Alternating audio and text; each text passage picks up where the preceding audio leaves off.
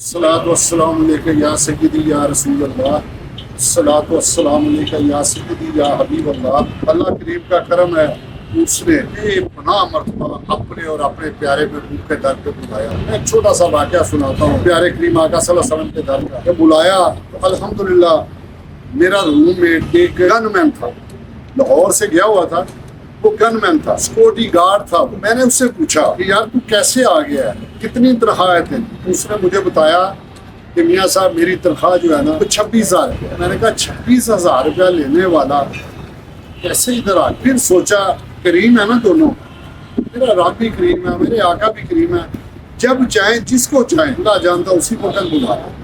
फिर मैंने उससे पूछा तेरा नाम क्या है? वो कहने लगा मेरा नाम मोहम्मद बूटा है। तो मैंने कहा यार कैसे आए हो? कहता है अल्लाह मेरा जानता है, तड़प बड़ी थी, तलब बड़ी थी, मोहब्बत बड़ी थी, लेकिन असबाब नहीं थे। तो मैंने एक कमेटी डाली 2 लाख की। तो अब सबको कह रहा हूँ कि यार ये कमेटी पहले मुझे दे देना, मैं मदीना पाक जाना चाहता हूँ, मैं अल्लाह के घर देखना चाहता हूँ। कहता है लेकिन सब ने कहा दुआ करो निकल ही तेरी आए। अल्लाह पाक ने करम किया, वो कमेटी मेरी निकल आई और अल्लाह पाक ने उस कमेटी की वसासत से मुझे इधर बुला लिया। कुछ उसके दोस्त थे, उसके मालिक थे जिनके पास वो काम करता था, उन्होंने मदद की, अल्लाह ने बुला लिया। बाकी सारी बातें वो बूटा अपनी जुबान से बताएगा, वो खुद बताएगा वो कैसे आया और कैसे अल्लाह पाक ने असबाब पैदा किए। और अल्लाह जानता है, इसकी कहानी सुन के आप भी कोशिश करें। मेरे प्यारे करीम आका सल्लल्लाहु अलैहि वसल्लम की मोहब्बत कैसी मोहब्बत है, थोड़ी सी झलक आप देखेंगे कि वो कैसी मोहब्बत थी उसके दिल में, तो अल्लाह करीम ने कितना करम कर दिया। तो हमें भी सबको चाहिए कि यार मोहब्बत पैदा तो करें।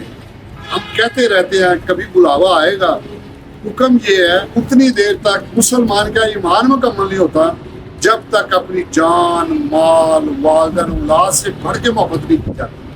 अब हम क्या कर रहे हैं, मेरा घर बन जाए फिर उधर जाता हूँ, बच्चों की शादी कर लूँ फिर उधर जाता हूँ, प्लाट ले लूँ फिर उधर जाता हूँ, बच्चे अभी छोटे हैं फिर उधर जाता हूँ, बच्चे पढ़ रहे हैं फिर उधर जाता हूँ, पढ़ाई से फारिग हूँ। सारी मोहब्बत दुनिया के लिए हमने कर ली, उधर की मोहब्बत कम हो गई है। थोड़ी सी मोहब्बत उधर की पैदा तो करके देखे फिर वो स्वाब कैसे पैदा करता है। अब मैं कोई बूटे से मैंने इंटरव्यू किया था, वो मैं आपको सुनवाता हूँ मदीना पाक में बूटा की जुबानी, तो आप सुनेंगे और इंशाल्लाह आपका ईमान भी ताज़ा होगा और इंशाल्लाह आप भी कोशिश करेंगे इसके बाद कि जल्द से जल्द अल्लाह पाक सबको उधर बुलाए। अल्लाह पाक अपने प्यारे के सदके सबको उधर बुलाए। ये सुने बूटे की जुबानी, बूटा क्या कहता है। हाँ जी भाई साहब की हाल है, की ना की ਤੁਹਾਡਾ? मोहम्मद बूटा पट्टी माशाअल्लाह। ते आए कितों जे? लाहौर से।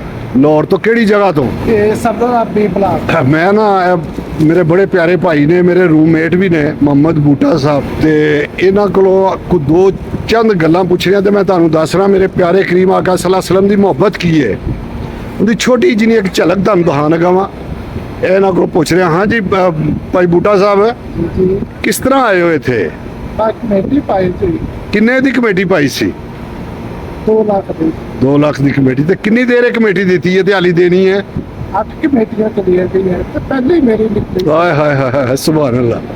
ते अल्लाह पाक ने हाँ दिखला रहे बुला लिया। किदों दी आस लाई सी? मैं केड़ा भी बंदा आंदा सी ना, मैं कहता सी उत्थे दुआ करना बल्कि इत्थे आ जा, मदीने आ जा। ते मेरे रब ने अखीर सुन लई, सारी सो अखीर सुन लई मेरे रब ने। अल्लाह पाक बड़े खुश नसीब जे, नसीबा ले जे कि अल्लाह पाक ने तुहानूं अपने और अपने प्यारे महबूब दे घर वास्ते चुन लिया।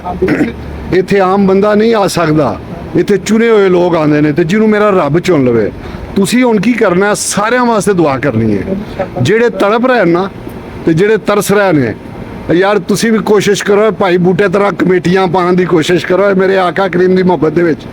ते जिस वक्त तुसी टुरोगे ना, रस्ता थोड़ा जिना खोलोगे तो मेरा रब करीम तुहानूं बहुत जल्दी इंशाअल्लाह ताला बुला लागा। सेल चुंदरे है चौल टीमा ने, उन्होंने बहुत प्यार किया मेरे नाल। बड़ी गल है। की ना दस्या ये उच्ची आवाज रहा? सेल चुंदर। अच्छा माशाअल्लाह माशाअल्लाह माशाअल्लाह। अल्लाह पाक उनके रिज़क च, जान च, माल च बरकतां दे।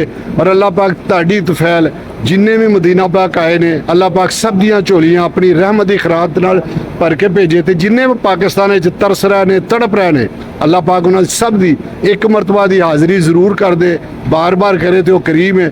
ਅੱਲਾਹ ਪਾਕ ਤੁਹਾਡਾ ਸਫ਼ਰ ਆਸਾਨ ਕਰੇ, ਅੱਲਾਹ ਪਾਕ ਤੁਹਾਨੂੰ ਹਿਫਜ਼ੋ ਮਾਨ ਚ ਰੱਖੇ। ਹੁਣ ਤੁਸੀਂ ਮਾਸ਼ਾਅੱਲਾ ਮਦੀਨਾ ਪਾਕ ਤੋਂ ਜਾ ਰਹੇ ਜੇ ਮੱਕਾ ਪਾਕ, ਹਾਂਜੀ ਤੇ ਕਿੰਨੇ ਦਿਨ ਮੱਕਾ ਪਾਕ ਰਹਿਣਾ ਹੈ?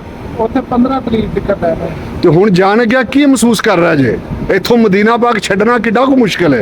ਇੱਥੇ ਦਿਲ ਕਰਦੇ ਨਹੀਂ ਜਾਣਦੇ, ਅੱਲਾਹੁ ਅਕਬਰ, ਇੱਥੇ ਨਮਾਜ਼ਾਂ ਪੜ੍ਹੀ ਜਾਈਏ। ਅੱਲਾਹੁ ਅਕਬਰ। ਅੱਲਾਹ ਪਾਕ ਤੁਹਾਡੇ ਤੇ ਰਹਿਮਤ ਕਰੇ ਔਰ ਕਰਮ ਕਰੇ ਔਰ ਤੁਹਾਡੇ ਬੱਚਿਆਂ ਨੂੰ ਹੀ ਆਪਣੇ ਹਿਫਜ਼ੋ ਮਾਨ ਚ ਰੱਖੇ ਔਰ ਤੁਹਾਡੀ ਫੈਮਿਲੀ ਦੇ ਨਾਲ ਤੁਹਾਨੂੰ ਇੱਥੇ ਅੱਲਾਹ ਪਾਕ ਆਪਣੇ ਔਰ ਆਪਣੇ ਪਿਆਰੇ ਘਰ ਦੀ ਹਾਜ਼ਰੀ ਨਸੀਬ ਫਰਮਾਏ। ਲੋ ਜੀ, ਬੜੀ ਮਿਹਰਬਾਨੀ ਭਾਜੀ, ਬਹੁਤ ਮਿਹਰਬਾਨੀ। अस्सलाम वालेकुम।